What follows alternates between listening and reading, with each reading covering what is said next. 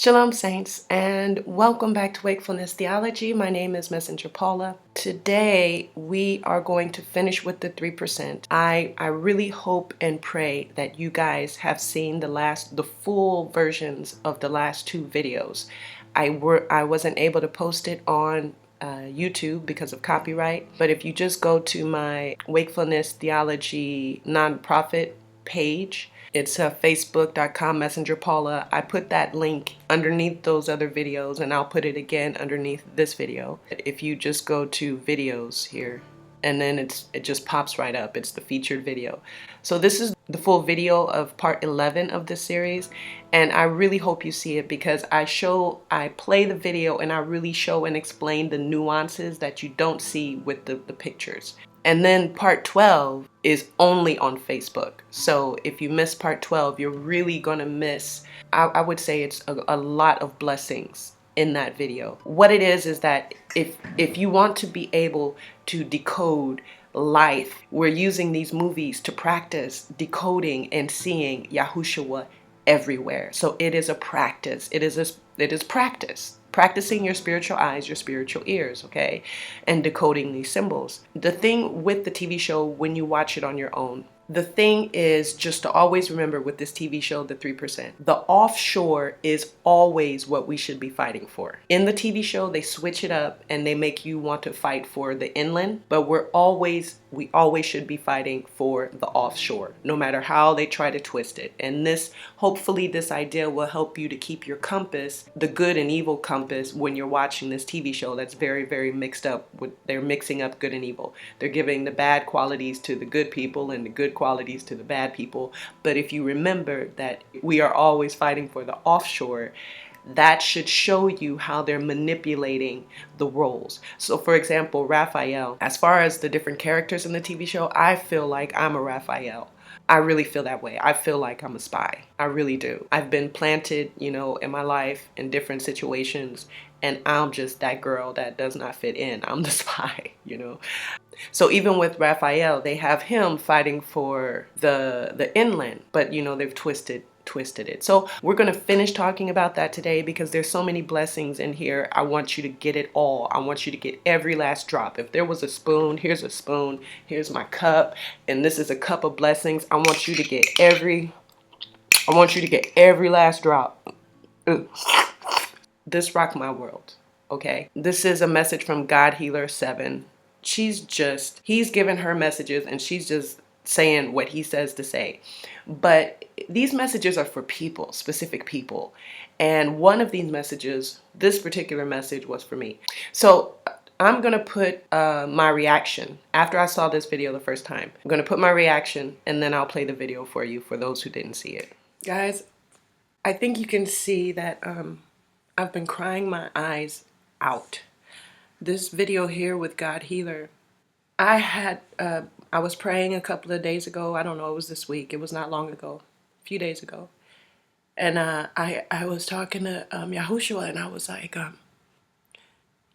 hope that I'm doing the right thing. I hope that you're, happy with me and my work. And, I was thinking about my childhood, and I was like, well, you must have been there. And I don't know. I had all these things going on. And in this video, God Healer, she responds to everything I asked him about. Literally,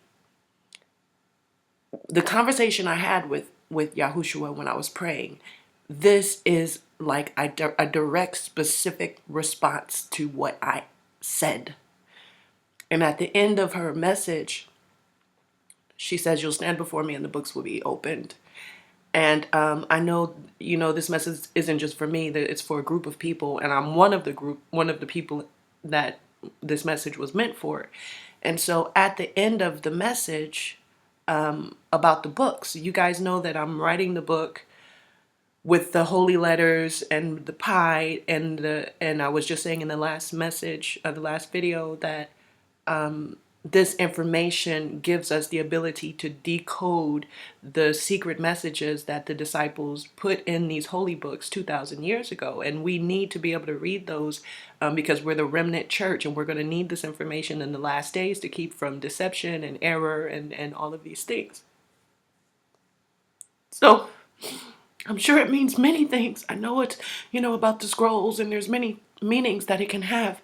But for me specifically, when he's talking about the books are being opened, for me it means, that this work we're doing, decoding the books, will bring understanding to people, and it just brought so much clarity to. Look, I'm just gonna play it. Watch it for yourself. I'm not gonna try to sit here and cry. I just wanted to say how, we're always like, yeah, that's my father and everything. But in this moment, I've really understood in my heart that he created me. He's been with me my whole life. He's seen me go through everything. He raised me, and he's happy with the person that we are becoming. We're becoming who he raised us to be. And everything we went through was to help people. And one day we will be with him. We will stand before him. We'll eat with him. We'll dine with him. And all of the fruit that we've done on this earth is life. It's living fruit to help others and to be good. Be well, saints. My child, I'm speaking directly to your heart this morning. Each one of you I love. I have seen and recorded every day of your life since I formed you, watching you as a child with a pure and innocent heart, learning through your life's situations. I have seen you under the direction of your parents and caregivers. I was with you as you were taught my roles for life. I made every one of you for a specific purpose. I have positioned people in your life to help you along your journey. Some days have been very difficult for you. As time passed, I guided you on the correct path to ensure every lesson you learned was to enable you to help others, not yourself. During this process, you have become the person I made you to be. Humble, meek, patient, kind, slow to anger, and most importantly, forgiving. As I look at each one of you, I am pleased with what you have accomplished. You were made to be an example of what true love is and what true love means, my love. I have seen the sacrifices you have made for others, even when your own heart was broken and battered. These selfless acts reveal my light and my truth to others. I have reviewed your life with you this day, so you can reflect on my words to you. I know you have called on me many times and listened to my instructions. Soon you will stand before me, and the books will be opened. Okay, guys, so there's a few things about her. It's funny because we had the same time period. I started writing in December 2015, and I was given at the beginning when we were watching Troll Hunters, when I was doing Troll Hunters, I was given the message of 2019. I have no idea what's going to happen in 2019. But that's a very important year. I was given that time frame as well. So I've always had that in common with her. I've always shared that. Yeah, this message changed my heart. When Jesus said at the beginning, I'm speaking to your heart, I was changed. This video changed me. Okay, so let's get to work, guys. We've been talking about the 3%. And honestly, this right here is exactly the message that I told you in the last video. I said I'm going to explain this part. So this is the scene when Joanna is with Ezekiel in what, I don't know what to call it, but we could think of it as the wilderness or in a different dimension, or, she escaped. And so here she's about to eat, and this is, what is it? I know it's not meat pie, but that's the first thing I thought about. It's spiritual nourishment.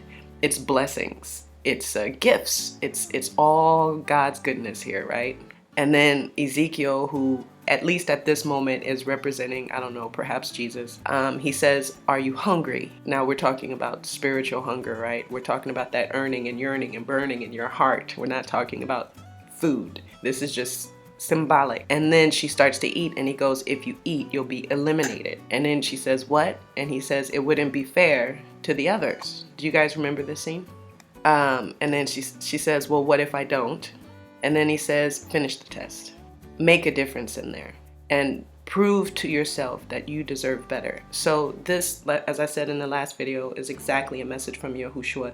This message right here is the same message as what God Healer was saying. I didn't show the screenshot, but I hope that you guys saw the video where he was talking to her before.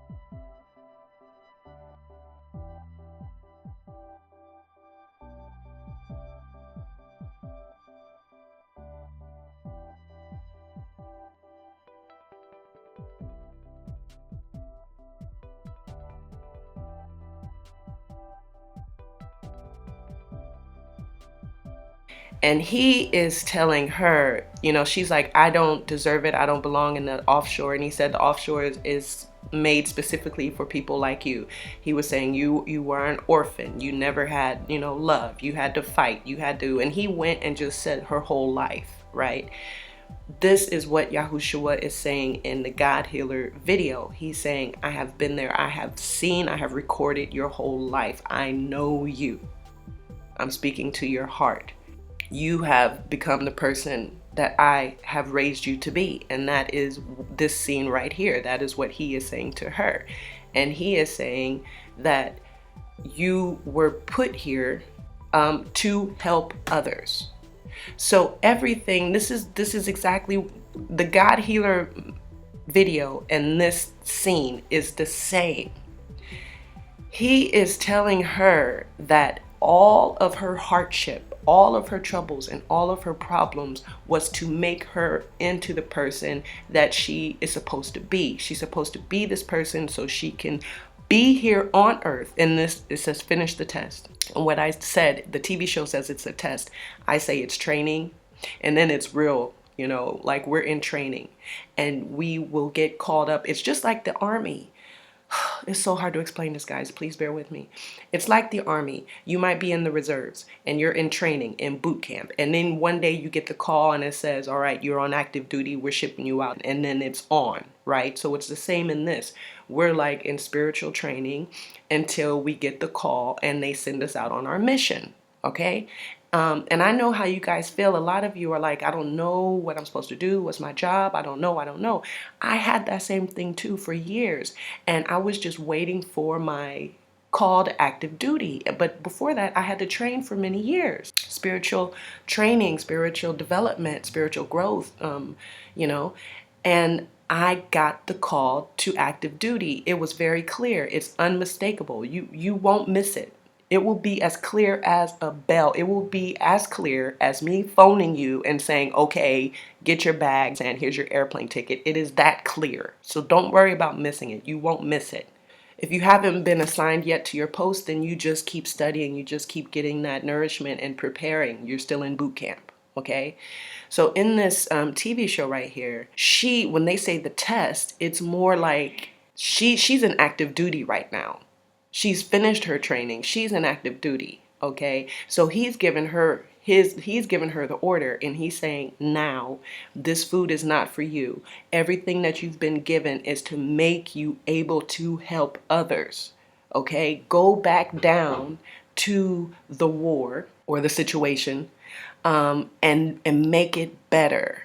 We are the ones, the reason we're here, the reason the 153 are here, the reason the harvest workers are here is to do that work. That's why we're here. Nobody else is going to do that. That's our job. We have to do it." And then he says, "And prove to yourself that you deserve better." This is the other message, guys, that he's telling us directly. It's almost like it's the same as if he said it out his mouth. He did on some level say it out his mouth. Everybody is like, "Well, what's my job? What's my job? What group do I belong to?" You know what group you belong to by your fruit.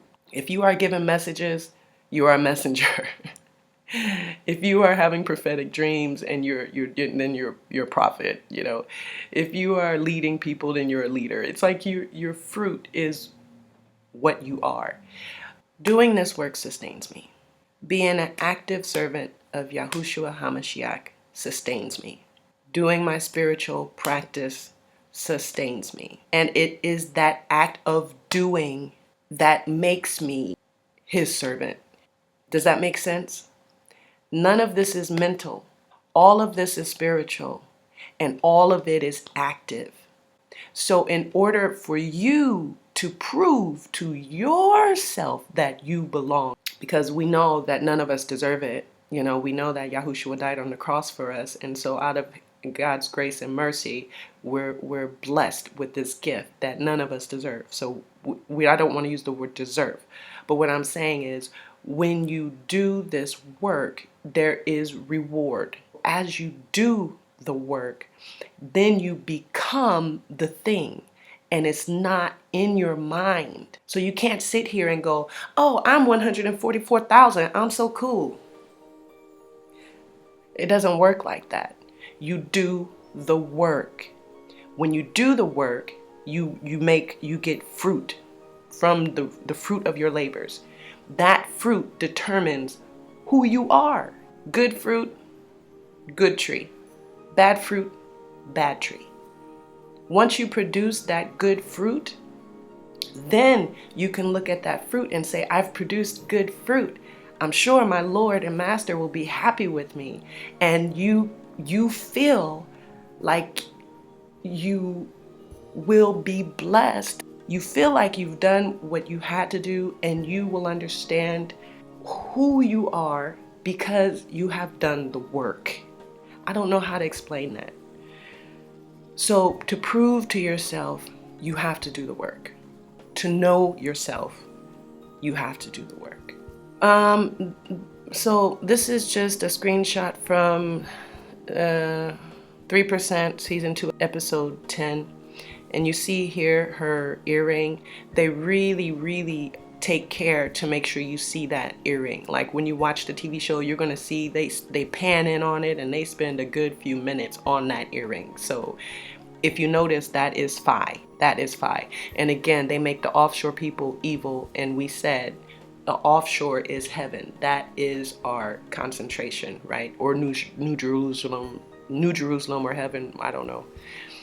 But she's supposed to be representing the offshore, and then they give her an earring with Phi. So this is the deception, and this is the mix-up. But guys, if you can see this in the TV show, you're going to see it in real life, and you will not be deceived. Do you understand why we're doing this practice? I just want to show you 11:11 because I just think it's beautiful. All right, so this is what I was telling you about. It's episode 6, I believe. This one right here is episode 6, season 2. And this is when they find the code. So I told you about this before too. He's trying to find the spy, Michelle, okay? And it's a long story. You have to see the TV show. So he has a radio, and then on the radio, Michelle, she gives 6 names with A, 7 names with E, 2 names with F, and then he understands that these are letters and numbers, coordinates to meet. So then he takes out a map, and he, you see the numbers and the letters here. So letters and numbers, he says it's a coordinate.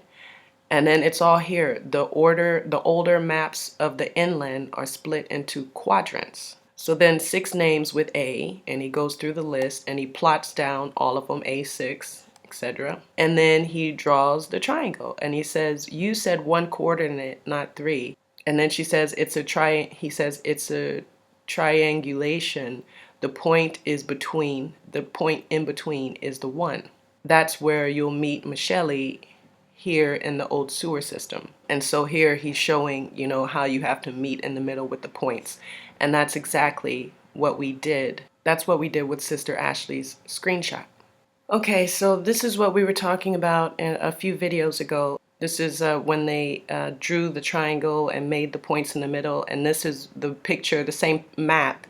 And I just superimposed Sister Ashley's screenshot over top of it. And you see how this right here, I said, is a key. I showed you that in the video. I said that this is the offshore, and this is what is supposed to be the Trinity. But of course, we said they made a mockery of it, so we know that. But this is supposed to be, I imagine this maybe could even be like what they think the tree of life or something like that. This looked like that could be like the river. You have the Godhead here because there's three. If you look closely, there's three. This is like a kind of key. I showed you the picture how they're using the key to turn it. And underneath here you have the diamond, like it's some kind of door or escape hatch, you know. And right in between, if you do the same thing, you see how he drew these lines in between. Sister Ashley drew these lines here. I didn't draw that line. But if we do the same thing like he does here, it puts us right about in between, straight down like she did here. And then like you see there's this yellow line behind it. It would land us somewhere here in the middle. So it would be between the Holy Bible and the movie, the symbol of the movie camera. And that's what we're doing right now. We're taking the Holy Bible and we're doing a comparison, and we're using these the secret language, the symbols of Yahushua, numbers, symbols, letters, and all of that to find hidden messages everywhere, everywhere. And if this was true, it would put us somewhere right here in between the Holy Bible and the movie. And a book too. Yeah. iBooks. It's funny because the whole 153 triangle and that whole thing came from a PDF iBook. The book is, I think it's only available on PDF. I'm not sure about that, but it was originally sold as a iBook. So yeah, it's right in between these things: the Bible, the book, and the movie, right? And right in between here, you have the key. You have the key to the door to the offshore right here. Do you guys see? You see what I'm saying? Now, if you are just falling into this TV, like you're watching me. So if you never seen me before in your life and you're only watching this one episode, you're going to think it's nuts because it sounds nuts. It makes no sense whatsoever. But if you go back and you start at least with the first video of this series, all of this will make sense. All of this will make sense. This is the key. This language, this information, being able to read, hear, see, understand the communication from heaven, do the orders that you are given. And so depending on your job, if you are a witness, for example, you will tell the others what you see, what you understand, and the others will act upon it. And if we all get pieces of this pie, we all share pieces of this pie, and we will have the truth. We will have the key. We will understand, and we will act upon and do as one organism, the body of Christ on earth in the end days when it is time for us to act. And now is spiritual nourishment. Now we are in school. Now we are in training. Now the leaders are waking up and beginning to take their posts. All of this will be accomplished by 2025. We have 4 years to grow, to become spiritually mature for whatever is about to jump off. So there you go. That is that. I don't know. Do I need to add something else? Is it clear? Do you have a question? Let me know. I hope it's clear. So another point I wanted to share about this TV show right here. Years ago, I don't know, a year and a half ago, when I did Troll Hunters, one of the first understandings I had was of the submarine, because I was having dreams about the submarine. Then Brother Robert from Sharing the Gifts had dreams about submarines, and then everybody and their mama came out and was like, me too, I'm having the dreams about the boat and the submarine and missiles, and and it was all at the same time. So I've done a couple of videos on that, and that also helped me understand the Bridal Army thing. They have it in this TV show. Now this is season 2. This is episode 7, okay, of the 3%. And this scene right here is exactly my dream. I almost fell out. Because you need to take a submarine to get to the offshore. So I'm going to show the video from the past. Here's the video. Okay, last night I had a dream.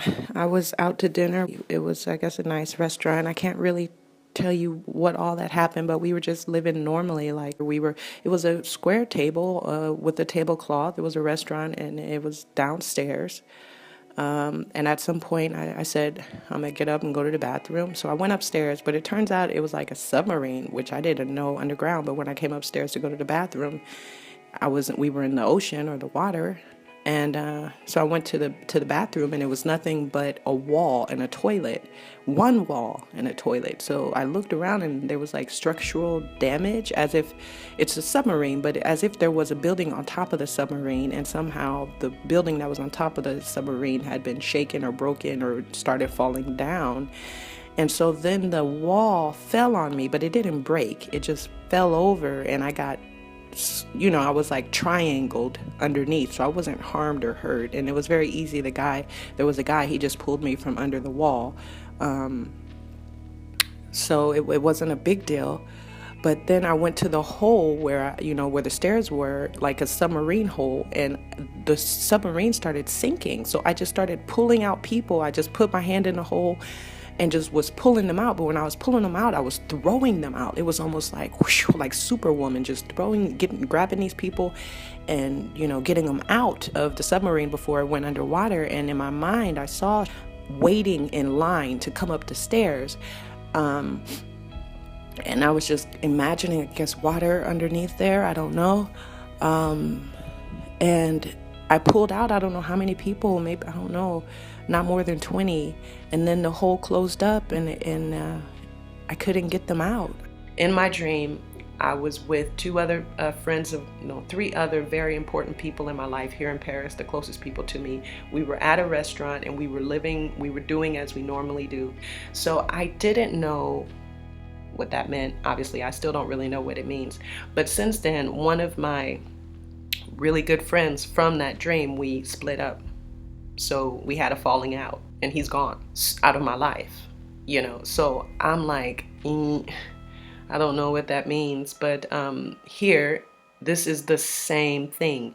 They're on the submarine. This is the one person in the world that he loves. So just like me, those are the closest people to me in my life right now. He loves her. He puts her on the submarine. And then he says, I'm going to the bathroom. When this happened, my jaw fell open. Same thing. I'm going to the bathroom. He leaves her on the submarine. He's walking up the stairs, just like my dream. I'm telling you, it's my dream specifically. He walks up, and then this woman, who they made her evil, technically she shouldn't be, but they made her evil, of course. And he's the spy against her, but it's all backwards. She's on the good side. He's on the bad side, but he's actually the good guy, and she's actually the bad character. Do you see what I mean? They switched them. But you did well, soldier. That's me. Your fight here is more important, and that's exactly how I feel. A lot of people might, because they're honestly, obviously there's honor in serving Yahushua HaMashiach. Obviously there's honor in that, but it's a lot of sacrifice. It's a lot of sacrifice. And when you see this TV show, when you see this episode, and you do have that moment of realizing what he has to give up to do what he has to do. I feel really like I really connect to Joanna in the TV show, and I really connect to him as well. Those two personalities. The 144 to be the 144, the struggle, and there's a lot of suffering. To be 144, you suffer a lot of suffering. And here, the sacrifice, to be a spy, to be that Caleb in Numbers 13. It's a lot of sacrifice, and you have to be very strong to do what you know is right when everyone else is against you. When no one else can see it and no one else can understand it, you have to be strong enough to do what you know is right in your heart. So I'm done with the 3%, guys. I hope you have all the pieces you need to be able to see Yahushua in this TV show, even though they try to manipulate it and distort it. There's so much truth. There's so much understanding that you can get about yourself and your job and your role. They symbolically show the spiritual struggle here. They symbolically play out the Bible on so many levels here in this story, if you can only see with your spiritual eyes, okay? If you have any questions, please ask me. I don't know if I explained it well. I hope you enjoyed it. I feel like it was maybe less interesting than some of my other videos.